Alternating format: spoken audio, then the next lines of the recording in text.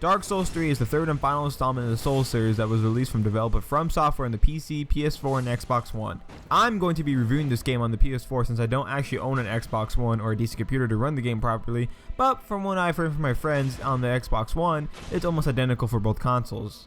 Now, I was hyped as fuck for this game when the first trailer came out during E3 and realizing the original Dark Souls director's name was attached to the project. Even if I didn't get very far in that game, to be honest, I only got to the gargoyles and could have progressed after that, I still understood that Miyazaki was capable of creating some stellar games.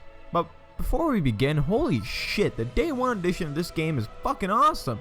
Look at this, cover case, soundtrack disc, and even a fucking gaming manual. Can't believe these things are already retro. Plus, if you pre-ordered at GameStop, it also comes with a little bonfire keychain, and oh my god, I've been nerding about this for too long. Let's get back on track. I was not wrong to think that Dark Souls 3 would be amazing. I mean, goddamn, even before you start the game, the title music is just wonderful. And for most of the game, like the main title music, it's fun and awesome as shit.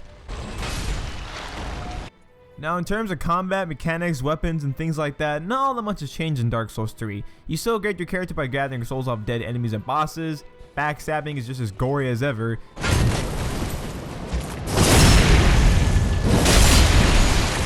And the Drakeblood armor is as dank as it's ever been, with no upgrading required on armor anymore. A couple of key differences that have changed, however, is the attunement. It's still available to upgrade and whatnot for spells, but it also has its own meter between the HP and endurance bars. And instead of using just endurance to cast spells, it uses up magic from the blue meter, and you can also even use it for something called weapon arts on just about every weapon. Weapon arts make it so you can dish out even more damage from your weapon, and even changing some movesets for certain weapons. So putting on gold pine resin and charging that shit up all the way while using the arts can land you some massive damage.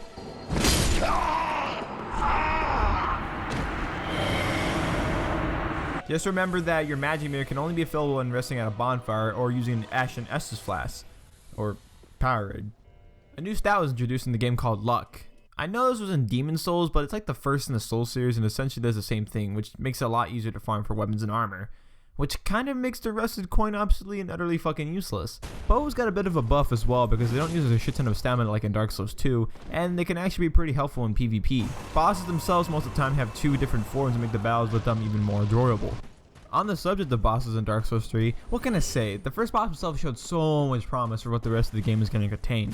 Eudex Gundyr not only sounds awesome, but himself and his second transformation just screams badass and really got me into the Dark Souls mood again. It never dissipated whenever I got to each boss. Every boss in this game was incredibly memorable and all had unique ways of taking them out, and it never got silly like in Dark Souls 2, at least for me. And you can definitely tell that Miyazaki took a lot of inspiration from Bloodborne and its DLC, The Old Hunters. In The Old Hunters, almost all the bosses in that DLC had multiple phases when fighting them. Ludwig and the Nameless King are two perfect examples of this. With Ludwig, he had two phases that were activated after depleting half his health, and that's when he grabbed the Holy Moonlight Sword to begin to attack the player with a whole new set of moves. The Nameless King starts the fight with him being on top of a dragon. In order to get him off the damn dragon, you had to kill it, thus making him fight you on the ground for the second phase. And this is just the icing on the cake. There's a lot more bosses that are very intricate and thought out that make most of them stand out more so than Dark Souls 2 ever did. However, that doesn't mean that they're all awesome bosses. While each boss having their own gimmick might seem like a refreshing take on this series, for some fights they seem to make it either a bit too easy or make them not feel like bosses at all. In total, there's about 19 bosses in Dark Souls 3. Out of the 19 bosses, those 6 bosses are completely optional, and 3 of the bosses can literally be killed in less than 10 hits. One can actually be killed in 1 hit from a single drop attack, which is pretty satisfying to do and looks pretty cool, but I somewhat feel cheated out of what could have potentially been a cool boss battle. This is where the negatives for the game start to happen for me. First off, this game is pretty damn linear, even to Dark Souls 2 standards. It took me longer to beat than Bloodborne for sure, but this game almost felt like a straight damn path when it got to the Abyss Watchers.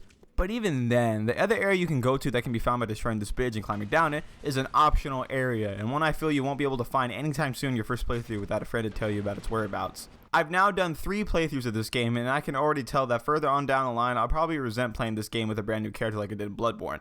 Something else that bothered me about this game too, what the hell are these random black resetted enemies supposed to be?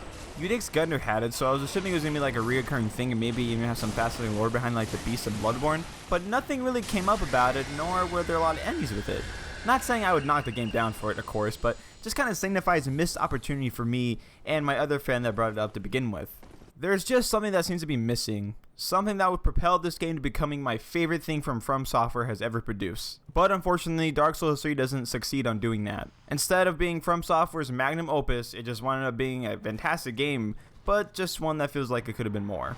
Still, for what it's worth, Dark Souls 3 excels in every other department. PvP is fun as it's ever been in this series and 100 times better than Bloodborne and even Dark Souls 2, for me at least.